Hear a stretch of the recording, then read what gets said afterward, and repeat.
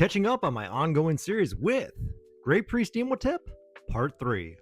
At this point in the series, I'm about 75% done with what the series is, and I gotta say, it is still holding up. It is still a very, very solid shonen series. It's hitting all those tropes, it's hitting all those elements that you want out of a shonen series. Very well done. And I gotta say, what I said in my last part still really holds up, that there is so much going on in this series that I almost feel like there should be more parts to it when I review it.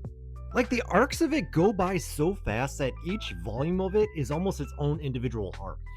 And I'm starting to feel that it's a bit more of a denser read too, because getting through the volumes takes me longer than it usually does.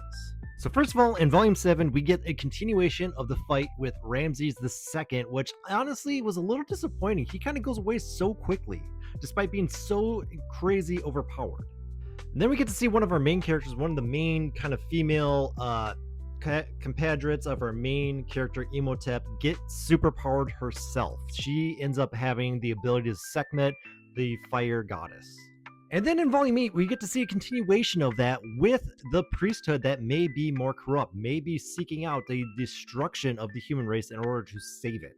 We get introduced to the Black Snake character that is possessing the body of Prince Dozer, and who he is. It is Apophis, one of the primordial gods of creation, one of the gods before the current gods. And it almost seems like Apophis is ready to wipe out all of existence, all of reality itself.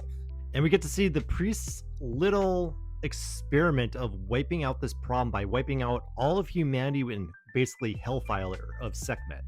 Basically kidnapping our main heroine here and using her Hellfire to wipe out humanity before Apophis can, which is an asinine plan.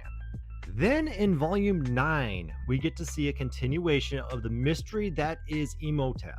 We get to see a deepening history of not only the primordial god Apophis, but that of Thoth, his compatriot, and how Imhotep is basically a reincarnation of Thoth meant to watch over as a neutral party of humanity.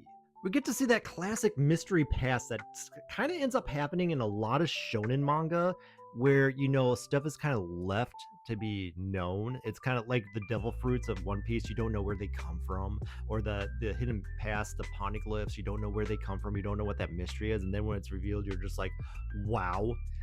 This is hitting all those tropes. But at this point, I only have 2 more volumes of the series. The entire series, only 2 more volumes left to read, and I'm waiting with bated breath to see how this series wraps up, because it is so good, honestly. This is a great series to get into.